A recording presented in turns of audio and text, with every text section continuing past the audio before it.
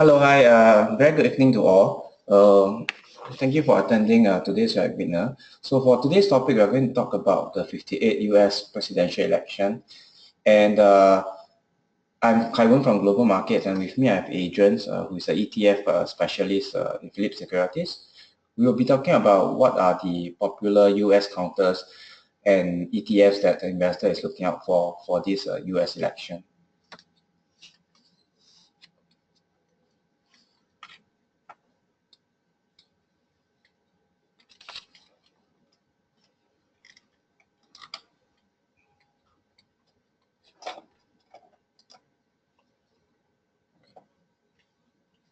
Okay, these are the disclaimer that presentation is provided for general information and it does not constitute any recommendation of the buy or sell call. So for US markets, global markets currently having some US promotion. So for margin and financing account, if you trade US market, investor will get to enjoy commission of 0.18%. for all financing account, and the financing rates is as low as 3.5%. To find out more, please visit Global Markets promotion website. And for share transfer in, investor can receive up to US $88 trade rebate. So before I start, I would get Adrian to give us a brief introduction on what the 58 US presidential election is all about. Adrian, please. Thank you, Kaiwan, and thank you all the audience for taking time off your busy schedule and your evening to be with us for this webinar. As Kaiwan had mentioned previously, we are here to talk about the 58 US presidential election. We are looking at some of the stocks and the ETF that is actually be affected by the outcome and who will be the president, the next president for the USA. Now, on the top left corner, you see the seal of the president.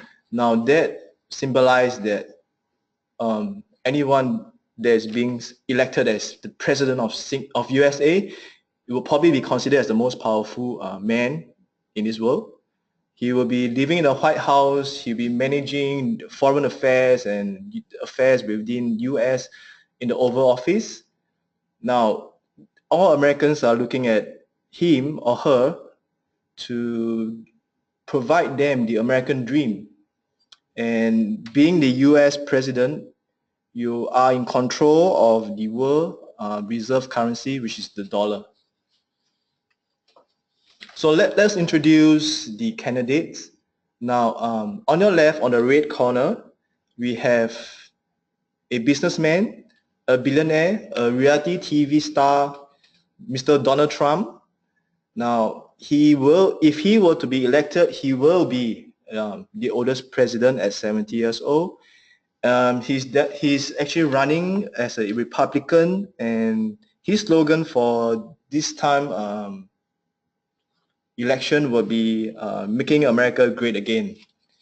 Then on the blue corner, which is on the right, we have Hillary Clinton representing the Democratic Party. Her slogan will probably be stronger together.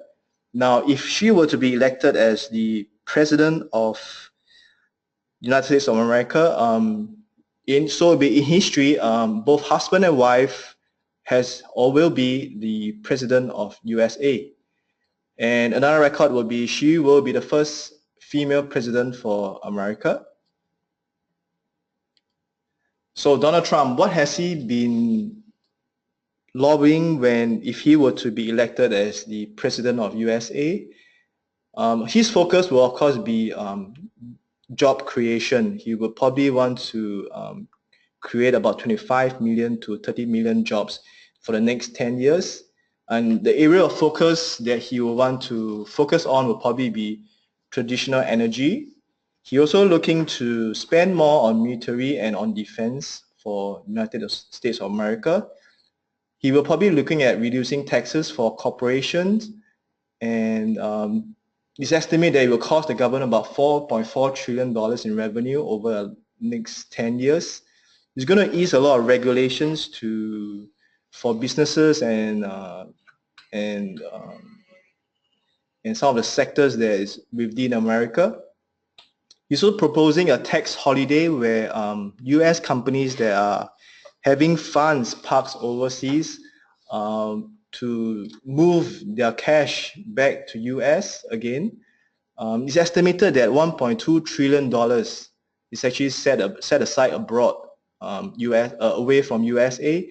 And if he were to be elected and a tax holiday does come true, you could see most of these funds flowing back to US, and that will probably be good for you would probably see an increase in M&A. You see that companies are able to pay more dividends.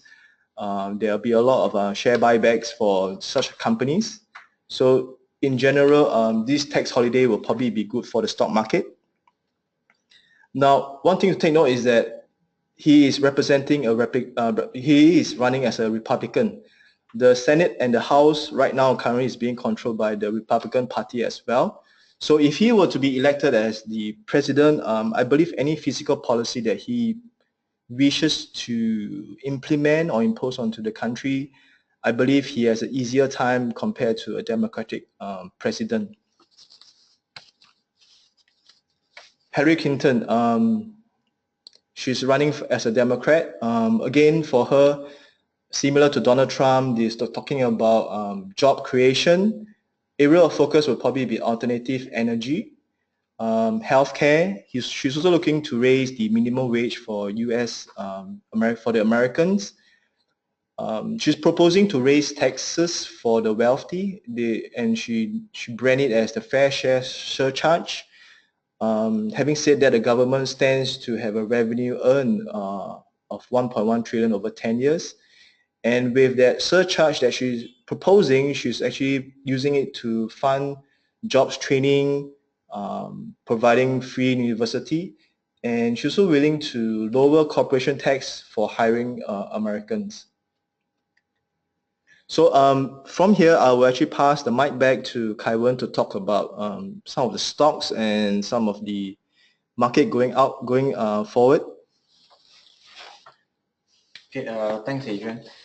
So let us start by taking a look at what's the best and worst year-to-date performance in the S&P 500 index.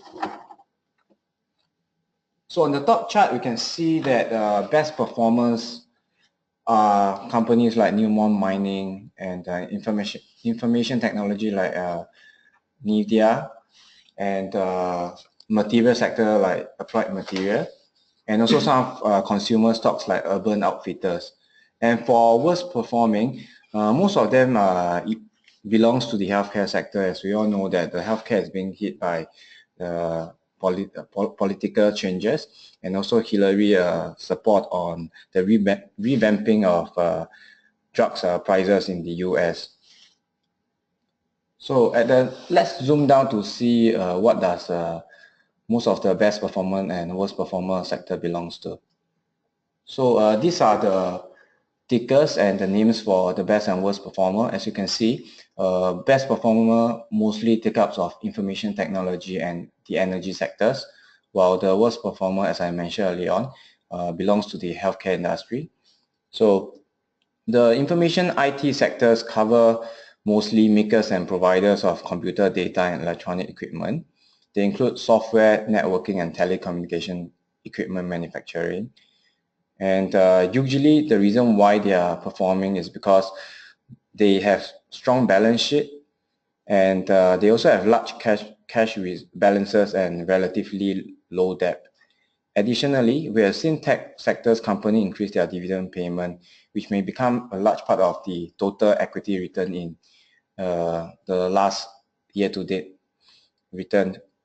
Also, these companies have increased their share buyback, which helped to reduce the available shares to be purchased in the market.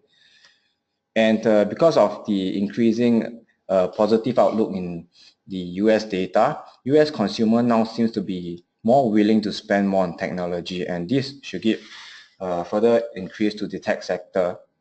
There should be the two major lines of support for this industry, and we believe that with the increase in technology spending and also the wage increase due to the raising of the minimum wage, this could be a major support for this sector looking forward for the next year.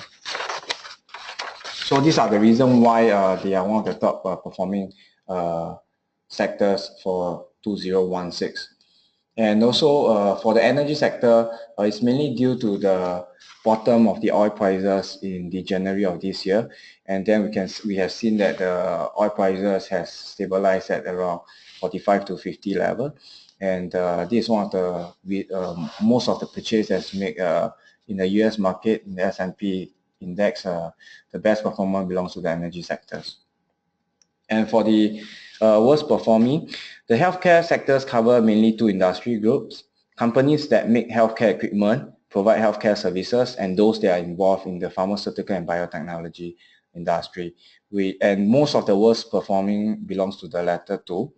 And because the healthcare sector continued to be a hot button issue among investors and politicians, this led to increased volatility, and we believe that it will continue to be an issue for the pharmaceutical and biotechnology sectors.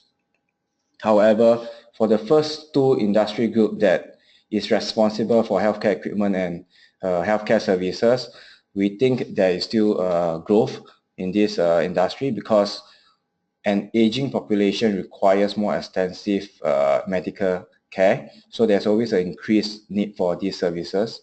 And these sectors usually have strong financial. Balance sheet in the healthcare sector remain flush with cash, and this would mean that they have the chance to increase their dividend payment and also perform share enhancing stock buyback.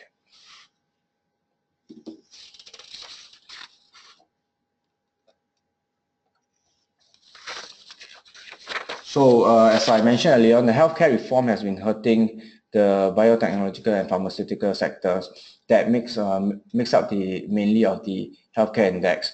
So if you see since July 2016, the healthcare sector has been trending down.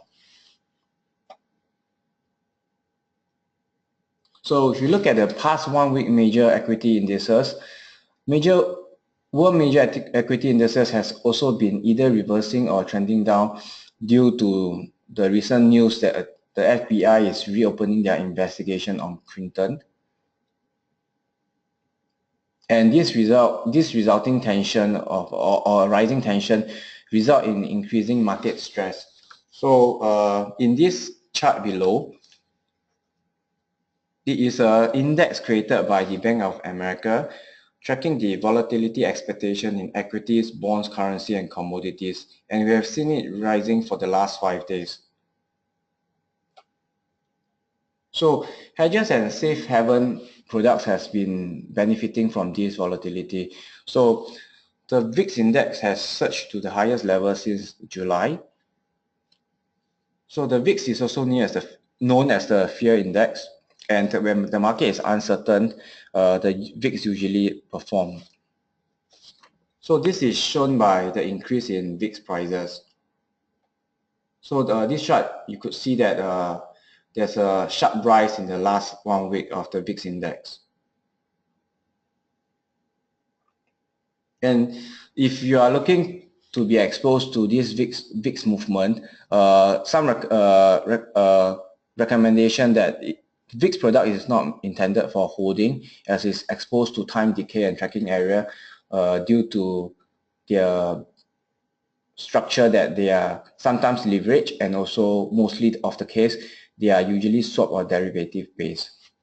So VIX products are usually short-term protection against investor portfolio, and it's not meant for holding long-term. So one example of VIX ETF that's traded in the US exchange is the VIXY, or the ProShare VIX short-term futures ETF.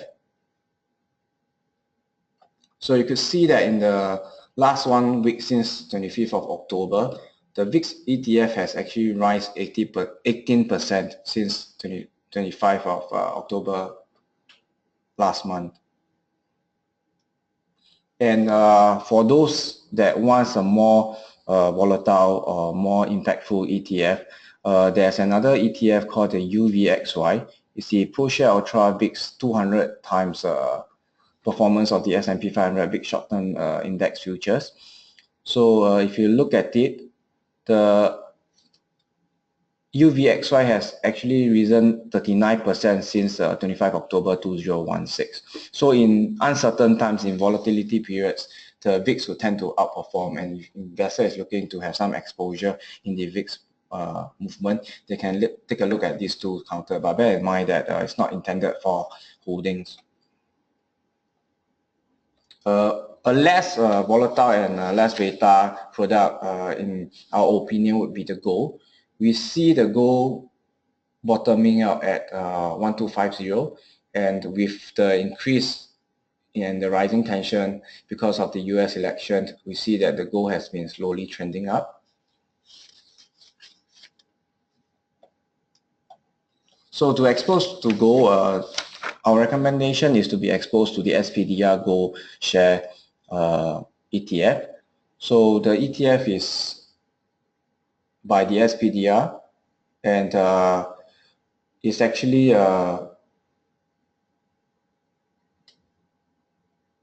trust that holds gold, and the underlying index is the gold price movement. So if you look at the gold 1 year chart, on a longer time frame, it's still on the uptrend, and we see the short-term support at 120 that we have recently seen in the last few weeks because of the rising US dollar and also of the market pricing in the expectation of interest rate hikes.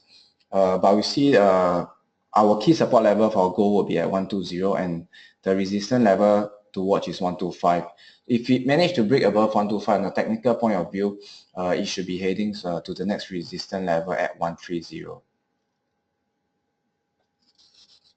So because of the recent case of Clinton investigation, it has leads to supporter going to Trump, and this we have also seen in the emerging market sell-off due to Trump trade policy. So if you see on the MSCI Emerging Market Index, it's almost down 4% from the year high in the last 1 week. So some of the policy that is supported by Obama for the presidential 2017 budget is the electric vehicles and clean transport sectors. So Obama has been supporting electric and other alternative fuel infrastructure development. So if a Democrat win, it will give a boost to this to the impacted company, as the budget has allocated about $600 million to this sector. So on the electric cars and the market maker of electric cars, some of the very famous names are Tesla Motors, General Motors, and Ford Motors. So these are some of the tickers that if the investors like you are looking at some of the counters, these are the biggest market exposure counters that investor can look into.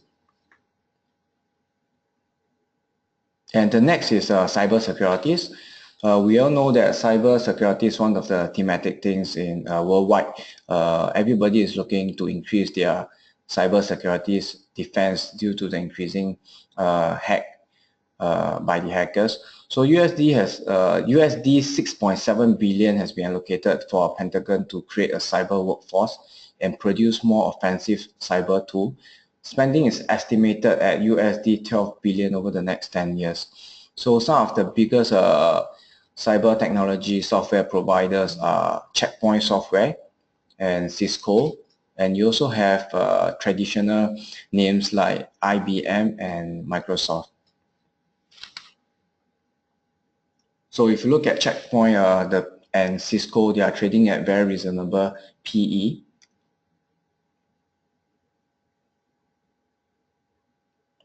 So the hot topics are actually the drug makers and pharma and biotech. So drug makers would see their operating margin pressured if the proposal to reduce prescription drug prices for the Democrat were to be set in. So Democrat would actually means Clinton, while Republic would mean Donald Trump.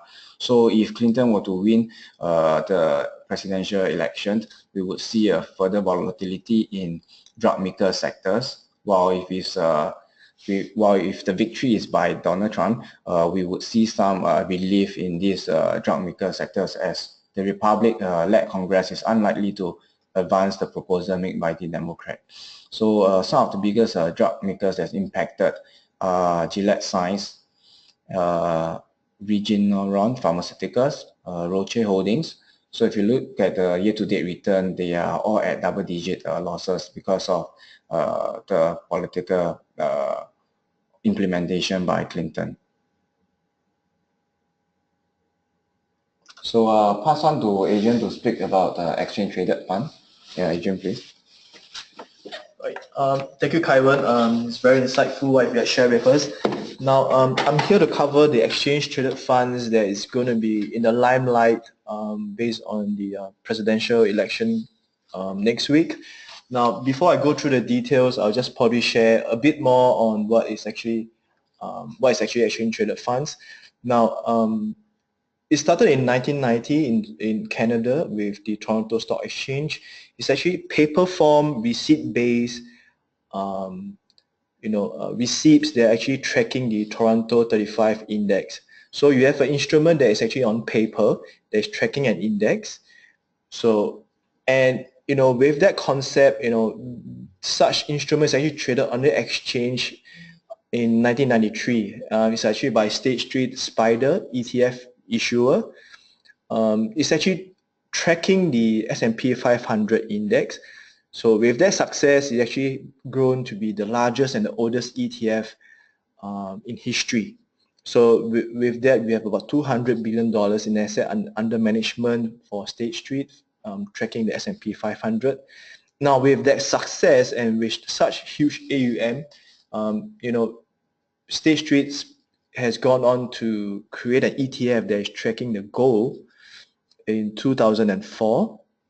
And ever since then, he has actually become the second largest ETF and has more gold holdings when compared to China and US.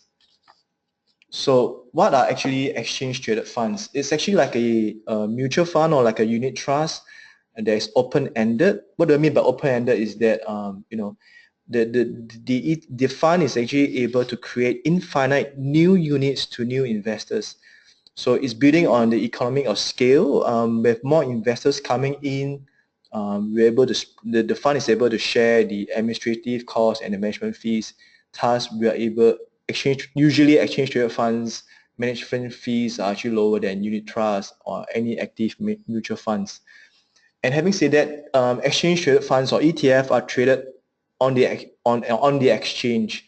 So pricing is very transparent. You could actually go in and out of the market. You know what price is being traded for any ETF. So it's very transparent in terms of ETF. So what are ETF designed to do? They're actually designed to track the performance of a basket of stocks or to track the performance of the index. Like I mentioned in the first two slides, so you have the success of the S&P 500 ETF. They went on to track, there are more ETF that tracks the STI closer to home right now. We have the Hang Seng Index ETF. We have the Dow Jones, the CSI 300 Index ETF as well. So, the ETF industry has evolved to, track commodities. As I mentioned, Spider has been very well in having an ETF that tracks commodities such as gold. It has moved on to silver and oil. Then they move on to money markets and fixed income. So what I mentioned, these three forms of ETF, they are considered traditional exchange-traded funds. And recently, for the past 5 years, we have seen more ETF that are considered smart beta, which means they are non-traditional. They are more themed to strategies such as sectors and total return form of ETF. So an example would be the recent success launch of our very own Phillip SGX Apex REITs ETF.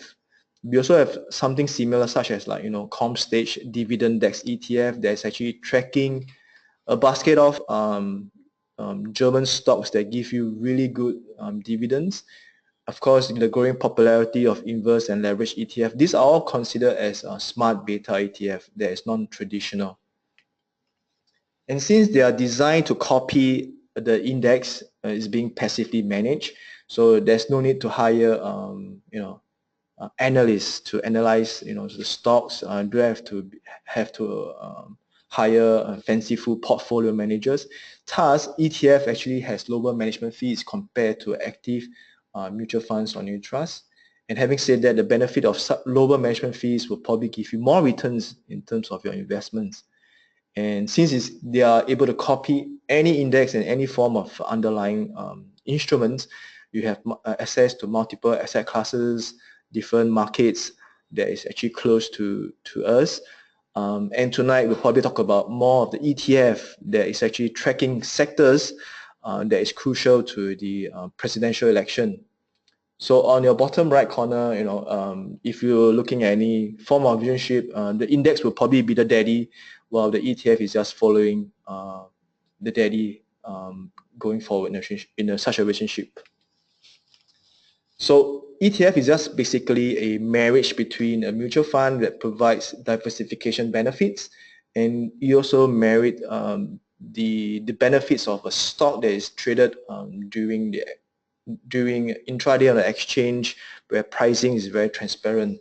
So with the marriage of these two instruments, you give birth to exchange traded funds. So why should you invest into ETF right now is that you should see the accelerated growth of new ETF globally. Since 2000, we only have about like less than 100 ETF to today, March. We have about 4,500 ETF with like more than $3 trillion in asset management under such instruments. So I think it's my responsibility to tell you that every investment product has also comes with risk as well. So buying any form of ETF, you are actually you are exposed to a counterparty risk, which means that you have to look at ETF managers that are established and has a huge AUM and track record managing such ETF. So you need to know what you're buying. If the ETF is actually made up of complex agreement with such as swaps and future contract, you're also facing additional level 2 kind of risk. So always refer to the ETF respective ETF prospectus or fact sheet to understand what the underlying instrument that's used to track the ETF. Of course, every investment instrument comes with market risk. So you're talking about macros, economics. There's also tracking error where based on the underlying, different forms of instrument to give you the same exposure will give you a tracking error. So the smaller the tracking error, the better the ETF. So that's the rule of thumb. Every ETF, for example, the S&P 500 that is denominated in US dollars, you're also exposed to foreign exchange risk. Going forward, you also talk about the regulatory risk where, for example, Singapore, closer to Singapore will probably be the EIP, SIP regime, where you need to take tests to understand what kind of ETF you're trading or investing into. So back to the two candidates, like I think Kaiwan has mentioned before, healthcare and biotech will probably be the devil and angel between the two candidates. Now, for Donald Trump, biotech will probably be a sector that will be winning if Donald Trump were to be a president going forward.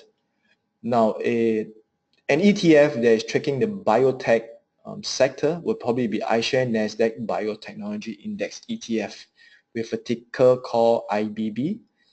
I think Kaiwan also mentioned that from year to date, the performance for bio stocks has not been very well because Clinton always been against biotechnology, was leading throughout the year.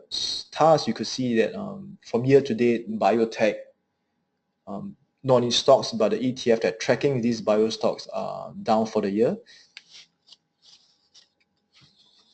Next winner that if Donald Trump were to be a president would probably be the financial sector.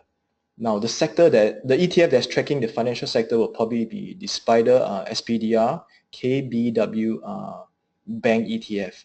Now some of the famous underlying stocks within this ETF will probably be Bank of America and Citigroup. So the ticker they'll be listed on they'll be traded on the New York Stock Exchange with a ticker KBE.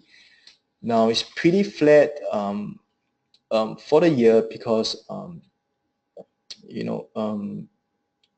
will actually, besides the election going forward, we have the Fed interest rate hike on the background. Thus, there are two opposing forces that is actually affecting bank on the financial industry. On some of the notes that Donald Trump has mentioned is that if he were to be the president of America, he will actually oppose Dodd-Frank ruling. He will actually ease regulations that is actually holding back the financial industries and some of the rules that was being imposed during the post financial crisis in 2007. So he will ease regulations for the financial sector, and I believe this ETF that's tracking the financial sector should be a winner if Donald Trump were to be a president. Going forward, the Fed rate hike in December will probably also be beneficial for banks going forward as well. So there are two factors going forward for the financial industry. Now the next winner that Donald Trump would which sector would probably benefit if Donald Trump would be president would probably be the energy industry. Now he has mentioned that he would want to make US be independent from foreign oil. He would actually revert the industry back to coal or fossil fuel. He believed that the Paris climate change agreement, he will actually cancel it out. He believed that the man-made climate change right now is a hoax, is a bluff. So having said that, if he were to be the president of America, probably the coal and the fossil fuel industry will benefit from it.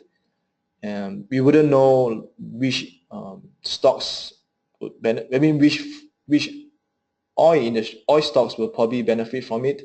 Why not, have an ETF that actually has tracking portfolio of coal and oil stocks. So we have the Energy Select Sector SPDR ETF. It's traded on the New York Stock Exchange with a ticker code XLE. As you can see, from year to date, it's actually gone up about 20%. And this could be the next play going forward if Donald Trump get elected. So Donald Trump has only one loser in the corner. I believe that's healthcare, which is being shared by Kaiwan. Now, he will oppose Obamacare, and Hillary Clinton will probably be the fourth care. He will oppose both acts because he believes that such things are holding back businesses. So if Donald Trump were to be elected as president, you probably want to avoid sectors such as healthcare. As you can see on the right-hand side of the screen, the ETF that's tracking the healthcare sector has actually come down because of the gap between Hillary Clinton and Donald Trump has actually closed up due to, Kaiwan has mentioned, due to Hillary Clinton's FBI email scandal. So you could see that with Donald Trump gaining popularity, you could see the healthcare recently has actually gone down because of a higher chance that he will be elected as a president of America. So on the other corner, we have the Democratic, the Hillary Clinton. Now, what's Donald Trump's loser will probably be Hillary Clinton's winner. So without further sharing on much, it's probably if Hillary Clinton will probably win, Obamacare and Affordcare will continue going forward. So the healthcare sector will probably benefit if Hillary Clinton were to be elected as a president for America. So Hillary Clinton and the Democratic Party is actually always been in love with alternative in energy. So an ETF that is tracking such sector will probably be Vector's Global Alternative Energy ETF. It's traded on New York Stock Exchange with a ticker code of GEX. This has been pretty flat for the year, down about 2.5%. So going forward, if Hillary Clinton would probably be, if she were to be elected, such sector will probably be beneficial. So some of the top names that is actually under this ETF will probably be Tesla and First Solar.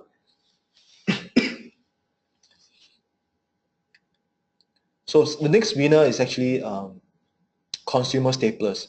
Now, as I mentioned previously, Hillary Clinton will probably want to hike the minimum wage of the Americans. Now, currently Americans are being paid $7.25 per hour, and she wants to raise that to $12 per hour. So that's about almost 2 times, and she will say that this minimum wage hike will probably be deemed as the livable wage. So with more earnings or more money going to the pocket of the common American, consumer staplers will probably benefit. Stocks and sectors that's actually beneficial for such an increase in earning will probably be consumer staplers. And having said that, you wouldn't know, consumer staples are actually talking about stocks that manufacture toilet papers, laundry soaps, and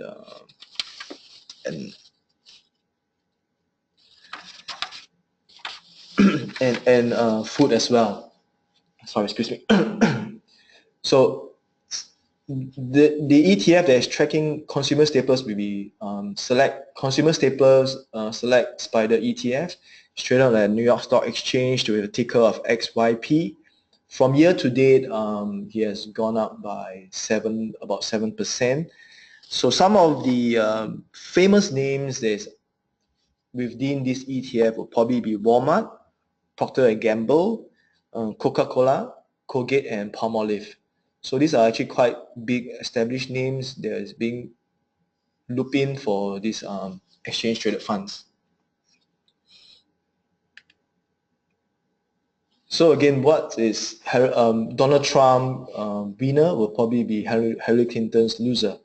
So if Hillary Clinton were to be the next president of USA, she has always been against biotech, about unethical prices that's being sold to the common people, and she will probably look to have regulations and laws to protect the common people, to prevent biotech company and pharmaceuticals quoting prices that is exorbitant and out of reach to the poor Americans. So having said that, biotech will probably be affected if Hillary Clinton were to be the president of America. So again, Donald Trump's winner will probably be Hillary Clinton's loser. Since Democrats always love alternative energy, ETF that's tracking traditional energy such as coal and fossil fuel will probably it's best to avoid them.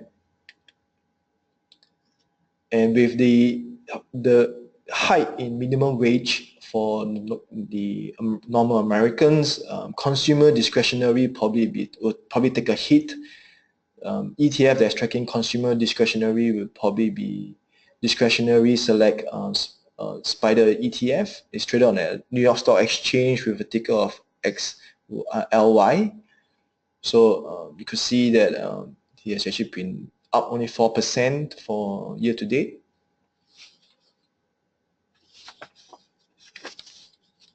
So some of the what is considered as consumer discretionary probably be restaurants and luxury goods, such as Amazon, Nike, McDonald's. So these are some of the big companies that's actually under this ETF. With two opposing candidates, of course, they do share some common views that either one got elected. I'm sure there are some industries that will probably I mean, any of either one would be elected. Some common industry will probably benefit from it. And both of the candidates actually say that they both agree that the infrastructure within America is actually crumbling and is in urgent need for improvement and repair. So if either of Donald Trump or Clinton were to win the presidential election, the infrastructure within America will probably be vastly improved. Now, as you can see, Donald Trump has a star given to him because he's willing to commit $550 billion in repairing bridges, expanding roads, improve airspace system. They're going to increase internet access to the common Americans. So Clinton has actually said that she would put in about 275 billion, but Donald Trump would double that to 550. So some of the ETF that's actually beneficial to the infrastructure sector will probably be iShares Global Infrastructure ETF, traded on the New York Stock Exchange with a ticker of IGF. So it's been up year to date about 17 to 18%. The next will probably be SPDR S&P Global Infrastructure ETF, as well. It's actually gone up by 17% as well. Now, to build roads, to expand bridges and stuff like that, you need materials. So that's another avenue that that's another ETF that you could look to see if to have exposure to such boom in infrastructure. So we have the material select sector SPDR fund, traded on a stock exchange with a ticker of XLB. So it's up about 11.5%. So just to take note that actually the two infrastructure ETF, it's not a perfect fit, but he has, or both of them has some companies that is actually listed on the US exchange. So now common view that both candidates have is actually to beef up the defense within America. Again, a star has been given to Donald Trump because of his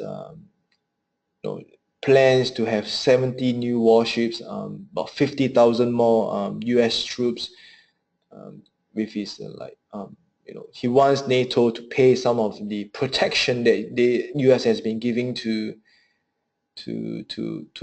these countries. You want NATO to pay for such protection. So he is more aggressive in terms of and serious about building up the defense in comparison to Clinton. So, but anyway, both would probably look at beefing up the defense within US.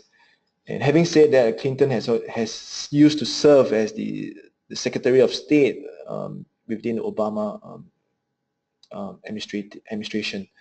So some of two ETF that's actually tracking the defense sector will probably be the iShares US Aerospace and Defense ETF. And you have the SPDR S&P Aerospace and Defense ETF. These are the two ETF that actually have Lockheed Martin, some of the famous defense companies within them. So these are the two most established ETF in terms of defense, and also some of the lowest expense ratio or management fees, the list that I have gone through. So from year to date, both have actually up about 10 to 11%. Now, something to share about what if something that's actually non-partisan kind of view. Now, statistics are shown by S&P Global Market Intelligence that since 1945, whether Democrats or Republican has been elected as the president of USA, the S&P 500 index actually have pretty decent returns if you were to invest in them. However, if Democrats were to be the president, the S&P 500 has a average annual return about 6.7%. If a Republican were to be the president of America, their return is much higher. It's about close to 10% return. So if Hillary Clinton would be elected as president, the S&P 500 would most likely be outperforming compared to a Democrat president.